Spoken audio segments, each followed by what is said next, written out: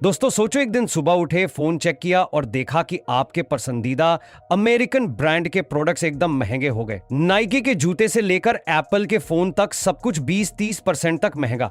लगे हाथ मैकडॉनल्ड्स का बर्गर भी ज्यादा महंगा हो गया। सोच रहे होंगे अब ये क्या नया लफड़ा है। तो दोस्तों ये सब अमेरिका और इंडिया के बीच के टैरिफ वॉर का कमाल हो सकता है।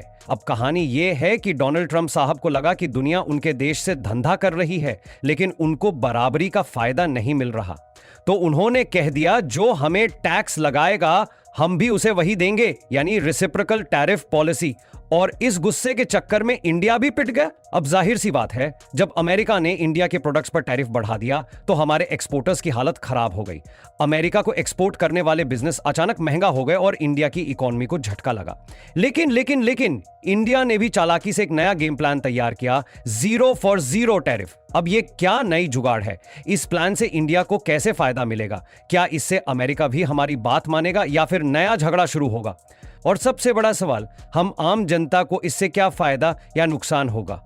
तो दोस्तों वीडियो को पूरा देखो, क्योंकि हम इस ट्रेड वार को समझेंगे एकदम देसी अंदाज में। कहानी शुरू होती है 2017-18 के आसपास, जब अमेरिका के राष्ट्रपति डोनाल्ड ट्रंप को लगा कि उनका देश व्यापार में घाटा झेल रहा है।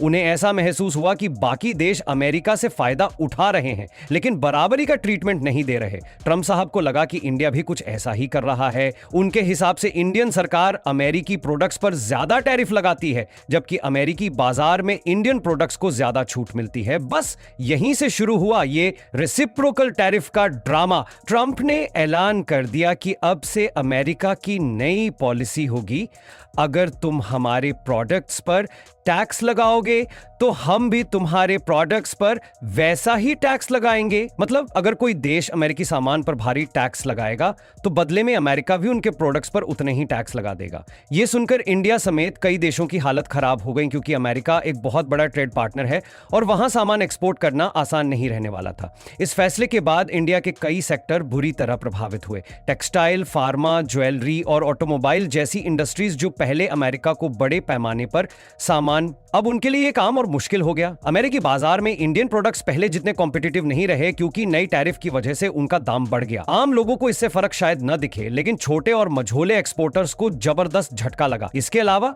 ट्रंप सरकार ने एक और चाल चली। उन्होंने इंडिया पर दबाव बनाया कि अगर वो अमेरिका से व्यापार करना चाहता है तो उसे अपना एग्रीकल्चर सेक्टर भी खोलना पड़ेगा। मतलब इंडिया को अमेरिका से आने वाले डेयरी, अनाज और दूसरे कृषि उत्पादों पर कम टैरिफ लगाना पड़ेगा, ताकि अमेरिकी कंपनियां भारतीय बाजार में आसानी से घुस सकें। अब यह दिक्कत इसलिए थी क्योंकि इंडिया में पहले से ही लाखों किसान संघर्ष कर रहे हैं, और अगर विदेशी कंपनियों को ज्यादा छूट मिलती तो लोकल फार्मर्स के लिए मुकाबला करना मुश्किल हो जाता। अब दोस्तों जब अमेरिका ने टैरिफ लगाना शुरू किया तो इंडिया ने भी दिमाग लगाया। सीधी बात है, अगर सामने वाला धक्का दे रहा है तो हर बार पलटकर धक्का देने से अच्छा है कि ऐसा दांव खेलो कि सामने वाला खुद ही बैलेंस बनाकर खड़ा हो जाए। इंडिया ने सोचा अगर अमेरिका को टैरिफ से दिक्कत है तो ऐसा कुछ करना पड़ेगा जिससे हम भी बच जाएं और अमेरिका भी ज्यादा ना भड़क जाए। बस यहीं से आया game changer idea, 0 for 0 tariff. अब इसका मतलब क्या है? सीधा फंडा ये कि इंडिया कुछ खास प्रोडक्ट्स पर अपने टैरिफ हटा देगा और बदले में अमेरिका को भी वही करना पड़ेगा। यानी जितने प्रोडक्ट्स इंडिया अमेरिका के लिए टैरिफ फ्री करेगा, उतने ही प्रोडक्ट्स अमेरिका भी इंडिया के लिए टैरिफ फ्री करेगा। दोनों देशों को एक दूसरे के प्रोडक्ट्स पर टैक्स लगाने की जरूरत ही नहीं पड़ेगी और ट्रेड बिना किसी दिक्कत के चल सकता है। अब सोचो ये आइडिया कितना मजेदार है। न झगड़ा न टैरिफ वॉर, बस दोनों देश के व्यापारी आराम से अपना धंधा कर सकते हैं। लेकिन इसमें एक और ट्विस्ट है। इंडिया ने यह प्लान इसलिए नहीं बनाया कि अमेरिका की शान में कसीदे पढ़े जाएं, बल्कि इसलिए क्योंकि इससे हमें भी जबरदस्त फायदा होगा। अगर इंडिया इस 0 फॉर 0 प्लान को अमेरिका के साथ लागू करवा ले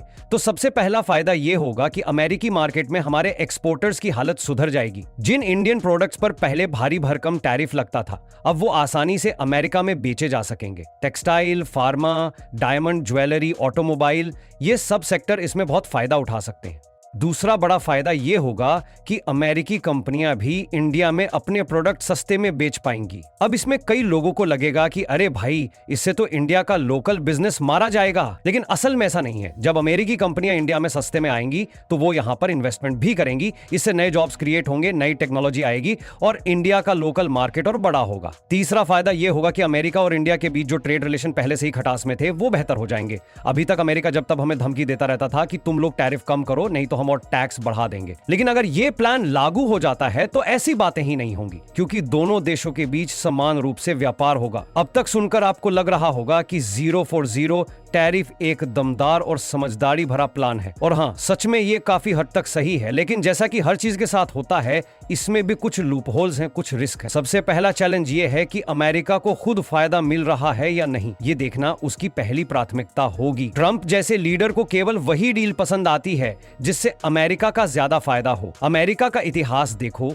तो उसने हमेशा अपने नेशनल इंटरेस्ट को पहली प्राथमिकता दी है, फिर चाहे सामने वाला देश कितना भी बड़ा बिजनेस पार्टनर क्यों ना हो। अगर ट्रंप प्रशासन को लगेगा कि भारत सिर्फ उन्हीं प्रोडक्ट्स पर टैरिफ हटा रहा है जिनसे भारत को ज्यादा फायदा हो और अमेरिका को कम, तो वो इसे तुरंत रिजेक्ट कर देगा। अमेरिका चाहता है कि भारत उन सेक्टरों में टैरिफ हटाए जहां उसकी कंपनियों को सबसे ज्यादा मुनाफा मिल सके, जैसे टेक्नोलॉजी, ऑटोमोबाइल और फार्मिंग। दूसरी बड़ी दिक्कत यह है कि अगर अमेरिका इस पॉलिसी को मान भी ले तो क्या वह इसे ईमानदारी से फॉलो करेगा। अमेरिका का इतिहास देखो तो उन्होंने कई देशों से ट्रेड एग्रीमेंट किए और बाद में अपने हिसाब से शर्तें बदल दी। NAFTA इसका सबसे बड़ा उदाहरण है, जिसे अमेरिका ने सालों तक चलाने के बाद अचानक बदल दिया। ट्रंप प्रशासन पहले भी कई इंटरनेशनल एग्रीमेंट से पीछे हट चुका था, तो इस पर भी सवाल उठते हैं कि अगर 040 टैरिफ लागू हो भी गया तो क्या गारंटी है कि अमेरिका कुछ साल बाद इसे बदल नहीं देगा। अमेरिका की एक और स्ट्रैटेजी होती है सिलेक्टिव ट्रेड एग्रीमेंट्स, यानी पहले डील साइन करो, फायदा उठाओ और बाद में जब सामने वाला एडजस्ट कर ले तो शर्तें बदल दो। अगर भारत इस डील को मान भी लेता है और शुरू में सब कुछ सही चलता है तो कुछ सालों बाद अमेरिका नया टैरिफ सिस्टम लागू कर सकता है जिससे भारत को फिर से नुकसान हो। तीसरी बात यह है कि 040 टैरिफ में कुछ इंडियन सेक्टर को नुकसान भी हो सकता है।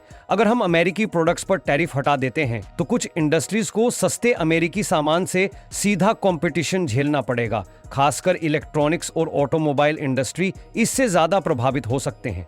इलेक्ट्रॉनिक्स मार्केट में पहले ही भारत की निर्भरता चाइना और अमेरिका पर है। अगर भारत ने 040 डील के तहत इलेक्ट्रॉनिक्स पर टैरिफ हटा दिया तो अमेरिकी ब्रांड्स जैसे एप्पल, डेल और HP की भारत में पकड़ और मजबूत हो जाएगी। ऐसे में भारतीय इलेक्ट्रॉनिक्स कंपनियां या तो बाजार से गायब हो जाएंगी या फिर अपने दाम इतने घटा देंगी कि उन्हें प्रॉफिट ही नहीं होगा। अब ये तो आने वाला समय बताएगा कि 040 टैरिफ सिर्फ एक अच्छी थ्योरी है या असल में काम करने वाला प्लान। लेकिन एक बात तो तय है, भारत अब किसी भी देश के दबाव में झुकने वाला नहीं है। हम जानते हैं कि कैसे अपने फायदे की डील करनी है और किस तरह अपने उद्योगों को बचाना है। अब आप बताइए, क्या आपको लगता है कि इंडिया को इस पॉलिसी पे जाना चाहिए या फिर हमें और सख्ती दिखानी चाहिए? कमेंट सेक्शन में अपनी राय जरूर बताएं। और हाँ, अगर आपको अपने देश पे गर्व है तो जय हिंद लिखना मत भूलना। वीडियो पसंद आया हो तो like, share and channel subscribe जरूर करना, ताकि हम आपके लिए ऐसे ही मजेदार और देसी अंदाज में समझाने वाले वीडियो लाते रहें। मिलते हैं अगले वीडियो में, तब तक के लिए जय हिंद, जय भारत।